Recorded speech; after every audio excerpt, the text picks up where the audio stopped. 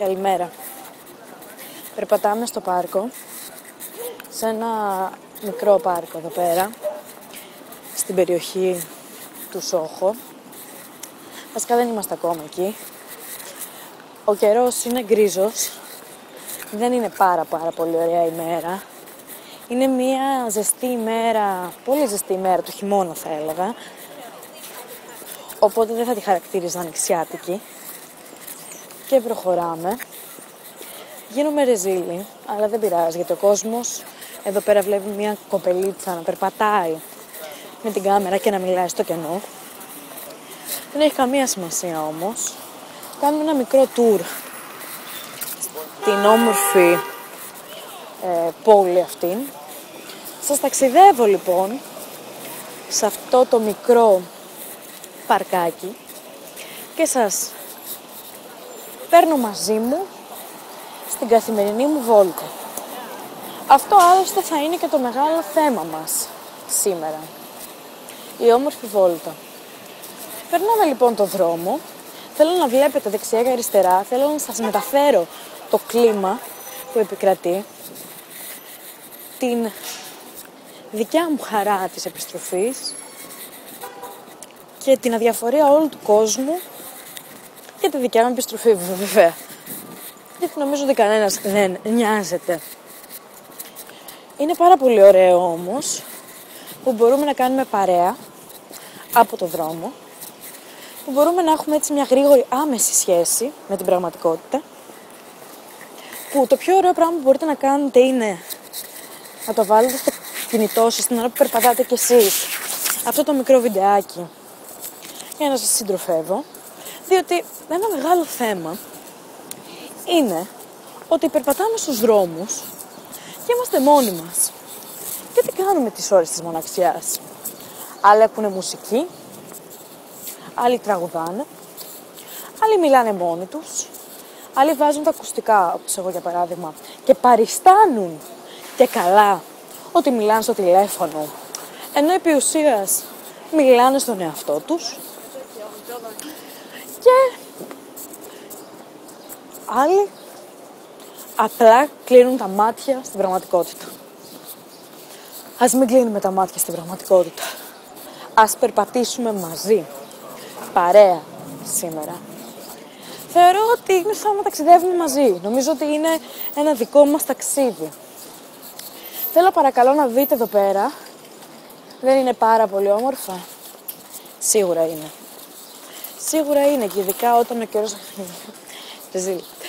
και ειδικά όταν ο καιρός είναι έτσι. Δεν κάνει πολύ κρύο, δεν κάνει πολύ ζέστη. Είναι συμπαθητικά.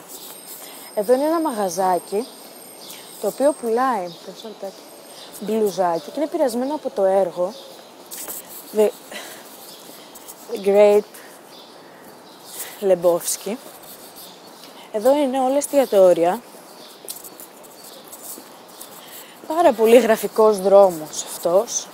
Μικρός και γραφικός. Είναι άδεια βέβαια όλα, διότι η μέρα σήμερα είναι Πέμπτη και λόγω κακοκαιρίας ο κόσμος δεν έχει ξεχυθεί στους δρόμους. Παρ' όλα αυτά κάποιοι άλλοι άνθρωποι αναγκάζονται να πηγαίνουν στις δουλειές τους, όπως εγώ, και στις υποχρεώσεις τους. Και εμείς αυτό κάνουμε, κυρίες και κύριοι. Αυτό κάνουμε. Λοιπόν, εδώ θα περάσουμε τον δρόμο. Μην ανησυχείτε. Εδώ ο κόσμος φωτογραφίζεται από πίσω μου. Θέλω να δείτε λίγο το νύχι αυτού του κυρίου. Παιδιά, δεν ξέρω αν το είδαμε. Θα τον χάσω. Μισό λεπτάκι. Θα τον προλάβω, θα τρέξω για να τον προλάβω, γιατί ένα πράγμα που αξίζει να δείτε είναι το νύχι αυτού του κυρίου, το οποίο είναι πελωρίων διαστάσεων. Με συγχωρείτε. Και προσπερνάμε το δρόμο και τώρα με γρήγορους και σταθερούς βηματισμούς προσπαθούμε να προλάβουμε τον κύριο που φοράει σαγιονάρα στους 11 βαθμούς για να σας δείξω την ηχάρα του. Τον φτάνουμε? Για να δούμε. Τον έχουμε, για να δούμε. Προχωράμε γρήγορα τον φτάνω και μόλις τον φτάσω θα σας αποχαιρετήσω κιόλας. Θα σας δείξω νύχη. Λοιπόν, μισό λεπτάκι. Να δω. Μισό. Νύχη. Δεν ξέρω αν γράφτηκε. Δεν ξέρω. Δεν ξέρω αν έχει γραφτεί. Μισό λεπτάκι. Ίσως από πίσω μου άμα τον δούμε. Δεν ξέρω αν φάνηκε το νύχι του. Μακάρι να μπορέσετε να το δείτε, να το απολαύσετε όπως και εγώ. Νομίζω ότι μερικοί άνθρωποι χρειάζεται να πηγαίνουν για πεντικιούρ, έστω και άντρες, ειδικά όταν έχουν τόσο μεγάλα νύχια. Ή τουλάχιστον να τα κόβουν μόνοι τους.